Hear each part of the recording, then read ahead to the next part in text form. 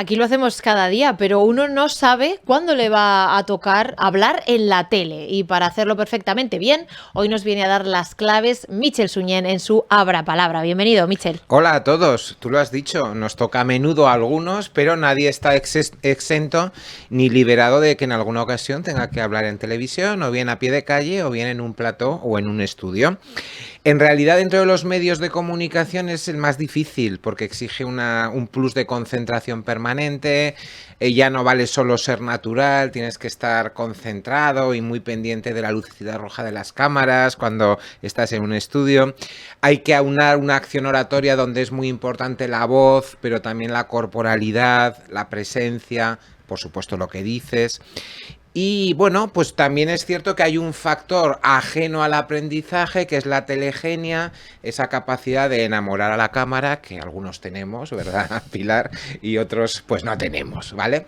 Pero independientemente de eso, aquí se trata de ser eficaces y entonces con más o menos telegenia, si tenemos que hablar en la tele, hay algunos recursos que podemos aplicar para hacerlo con eficacia. Bueno, me imagino que como siempre, sea donde sea que tenemos que hablar, la preparación es la clave. Claro, y en realidad lo primero que tienes que tener muy claro, como siempre, el qué y el por qué. ¿Cuál es la finalidad de ir a la tele? Hombre, que me vea toda Zaragoza. Bueno, pero ¿qué quieres transmitir? ¿Qué persigues con esa intervención? Y en ese sentido, tener la idea central, el mensaje clave muy bien definido, es fundamental para que, bueno, con 3 ideas principales, porque no te engañes, no te van a dar mucho tiempo y aunque te lo dieran, no te lo va a conceder el espectador, a no ser que le des agilidad y ritmo. Tú tienes que ser breve, impactante, conciso, preciso y que quede muy claramente referenciado tu mensaje principal, aquello que te lleva a tratar de aprovechar al máximo eso.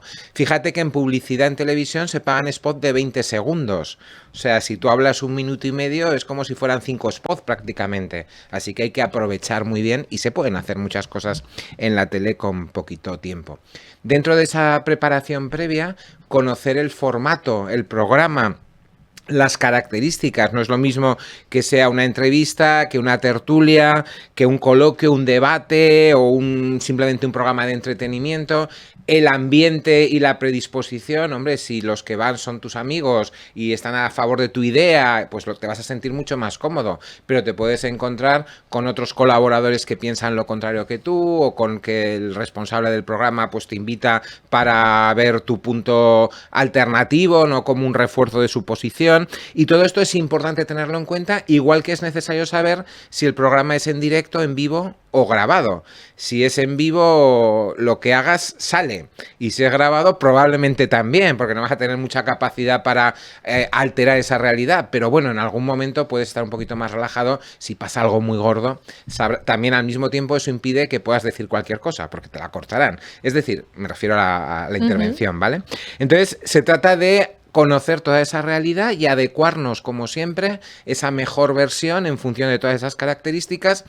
Y no cabe duda, también aquí en la tele, la experiencia es un grado. La primera vez te va a costar un poquito más, cuando lleves 100 o 200 programas, como es el caso de nuestra compi Pilar, pues esto ya es algo cotidiano. Claro, es verdad, ¿eh? Se nota mucho los nervios del principio, después, y lo de grabado o en vivo, es increíble el efecto que tienen las personas, porque es como si le dieras un calmante, aunque no cortamos nada alguna vez que hemos tenido que recurrir a grabar una entrevista porque no podía venir la persona o atendernos en directo, pero cuando les dices que es grabado, oye, oyes incluso como el suspiro y luego no editamos nada, ¿eh? Sí. Pero la gente está más relajada. Pero es el efecto trapecista. Si vas con red, a ver, que no te vas a caer, pero si te caes tienes la red.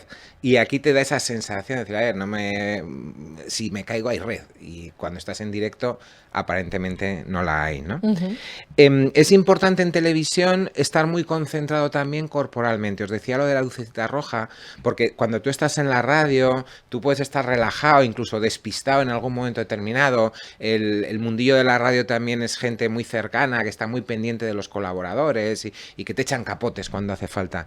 En televisión es que las cámaras son muy chivatas y tú te puedes estar rascando la nariz de una manera desmedida, pero no grosera, y la cámara te enfoca y das la sensación de que pasas de todo, de que estás en tu mundo y que vaya elemento impresentable que nos han traído a la tertulia de hoy, por ejemplo, ¿no? Entonces hay que mantener una postura relajada, tienes que sentirte cómodo porque si no, no vas a poder ser tú mismo, pero al mismo tiempo, lo que os decía antes, más concentrado, más en tensión, pendiente de que hasta que no acabe y el regidor diga corte, no vamos a publicidad y te asegures de que todos están relajados, tú mantente ahí porque cualquier cosa puede ser utilizada en tu contra.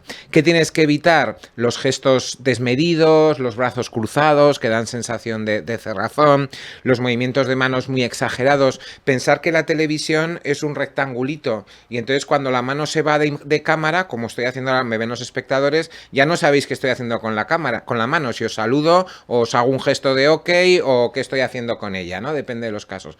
Entonces podemos dar la sensación de descontrol si nuestras manos permanentemente están lanzando mensajes de comunicación extralingüística que ocultamos al espectador porque el encuadre lo aleja. También tienes que ser obediente dentro de lo que cabe, por lo menos ser consciente de qué te recomiendan los especialistas en el sentido de las miradas. Hay que mirar al entrevistador, hay que mirar a los contertulios, hay que mirar a la cámara.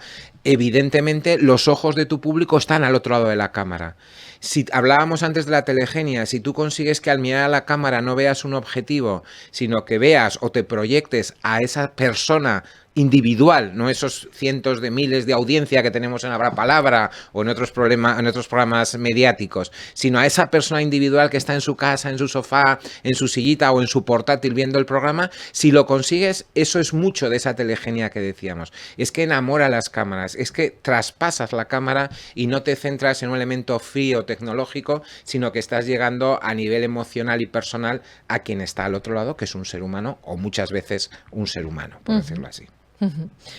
También hay que tener en cuenta la forma de hablar, ¿no? Pues esto forma parte también de... En general hay que hablar un poquito más despacio, sobre todo porque la tele, insisto, es muy chivata y te da esa sensación de descontrol, de aceleración, de ganas de acabar. Esto suele ser más complicado porque precisamente tenemos la falsa percepción de que si hablamos rápido acabamos antes y nos exponemos menos.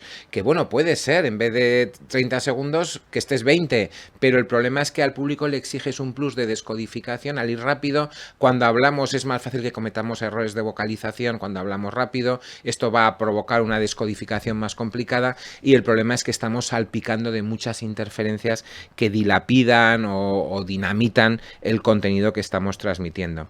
También es importante, recomendable usar frases cortas, no largos monólogos, tal, directo y al pie, cortito, siendo sintéticos, un lenguaje claro, evita los tecnicismos, no te quieras dar ahí el pisto de quedar como el number one de absolutamente nada. Lo importante es que te entiendan. Quien te entiende puede hacer suyas tus ideas y eso es precisamente lo que es la comunicación, poner lo propio en común y dentro de lo que cabe y de lo que tu estado emocional te permita, sonrisa y naturalidad, pero no relajación. Ese es un poco el matiz, que en la radio sí te puedes relajar, por ejemplo, y en la tele tienes que estar siempre ojo a visor por lo que pueda ocurrir.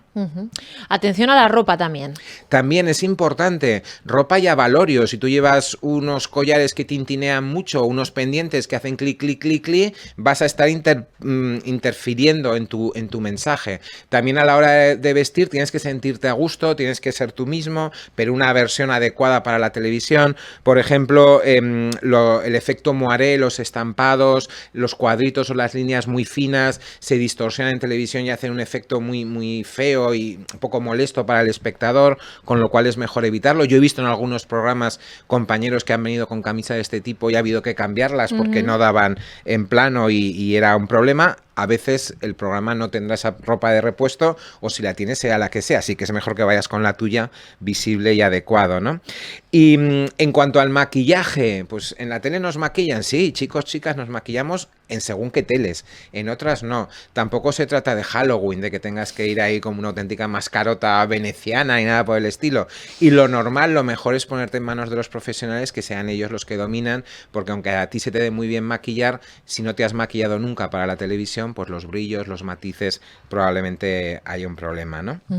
¿Qué ocurre con la gente que se pone muy nerviosa cuando sabe que tiene que hablar en televisión?